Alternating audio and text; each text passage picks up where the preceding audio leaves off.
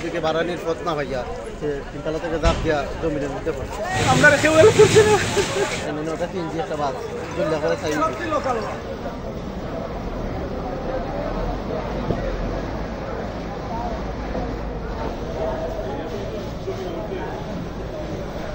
বাস থেকে অগ্নিকাণ্ডের শুরু এবং বাসের যে সেন্টার আছে সেটা বিস্ফোরণ হয়ে ওই জায়গায় সমস্ত পাম্প চলে গিয়েছে, প্রায় কয়েক কোটি টাকা ক্ষতিগ্রস্ত হয়েছে এবং 2-3 জন লোক গুরুতর অবস্থায় উসমানিতে আছে।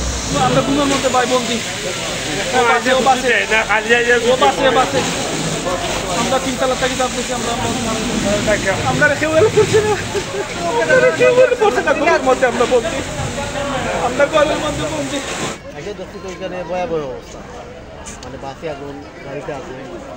আমার ফ্রেন্ডলি একটা শান্তি ঘুমাচ্ছিল, ভিতরে ঘুমাচ্ছিল। ওইদিকে বাড়ানির পথ না ভাইয়া সে তিনতলা থেকে জাপ দিয়া জমিনের মধ্যে পড়ছে। ক্ষয়ক্ষতি মানুষের তেমন একটা ক্ষতি হয়েছে না, গাড়ির খুব ক্ষয়ক্ষতি হয়েছে। প্রায় 9টা গাড়ি, আপনার 9টা তিনজি একটা বাস জল্লা করে চাই।